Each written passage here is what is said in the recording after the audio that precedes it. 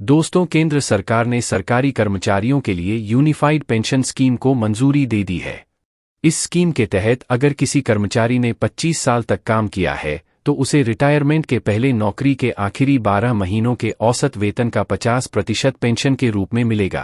केंद्रीय मंत्री अश्विनी वैष्णव ने कहा कि इस स्कीम का लाभ 23 लाख कर्मचारियों को मिलेगा। हाल के चुनावों में विपक्ष की तरफ से नई पेंशन स्कीम एनपीएस की जगह पुरानी पेंशन स्कीम ओपीएस को लागू करने को मुद्दा बनाने के दाव का केंद्र सरकार ने काट खोज निकाला है।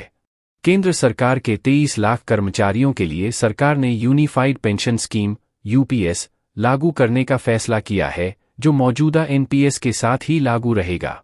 यूपीएस के तहत कर्मचारियों को सुनिश्चित पेंशन, परिवार को पेंशन, सुनिश्चित न्यूनतम पेंशन, पेंशन की राशि की महंगाई दर के साथ जोड़ने और सेवानिवृत्ति के समय ग्रेच्युटी के अलावा भी एक सुनिश्चित राशि के भुगतान की व्यवस्था की गई है। एक तरह से यह पुरानी पेंशन स्कीम की तरह ही होगी, लेकिन अंतर सिर्फ इतना होगा कि ओपीएस में जहां कर्मचारियों को योगदान नहीं देना होता था, यूपीएस में एनपीएस की तर्ज पर ही 10% योगदान देना होगा। यूपीएस के लिए कर्मचारियों को कोई भी अतिरिक्त योगदान नहीं देना होगा, जबकि केंद्र सरकार की तरफ से पेंशन फंड में योगदान मौजूदा 14% से बढ़ाकर 18.5% कर दिया गया है, जो साल दर साल महंगाई दर आदि के कारण बढ़ता रहेगा। ओपीएस के रूप में अब सुनिश्चित पेंशन के लिए यूपीएस पेंशन की न्यूनतम राशि 10,000 रुपये सुनिश्चित ग्रेच्युटी के अलावा 6 माह का वेतन भी एकमुश्त सेवानिवृत्ति पर मिलेगा। कर्मचारियों पर कोई बोझ नहीं, सरकार ने अपना योगदान बढ़ाकर 18% किया। पहले वर्ष में सरकार पर 6,250 करोड़ रुपए का बोझ। एनपीएस के तहत सेवानिवृत्त कर्मचारियों को यूपीएस स्वीकार करने का विकल्प।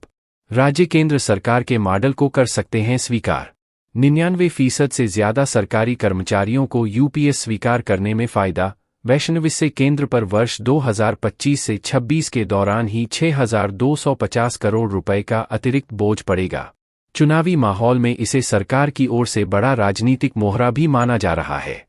यूक्रेन से यात्रा के बाद शनिवार दोपहर नई दिल्ली पहुंचे पीएम नरेंद्र मोदी की अध्यक्षता में कैबिनेट की बैठक देर शाम को हुई, जिसमें यूनिफाइड पेंशन स्कीम के बारे में फैसला किया गया। सूचना व प्रसारण मंत्री अश्विनी वैष्णव ने बताया कि 1 अप्रैल 2025 से लागू होगी। इससे सीधे तौर पर 23 लाख केंद्र सरकार के कर्मचारियों को फायदा होगा, क्योंकि सरकार का आकलन है कि अभी कार्यरत 99% से ज्यादा केंद्रीय कर्मियों के लिए एनपीएस से ज्यादा यूपीएस आर्थिक तौर पर फायदेमंद होगा।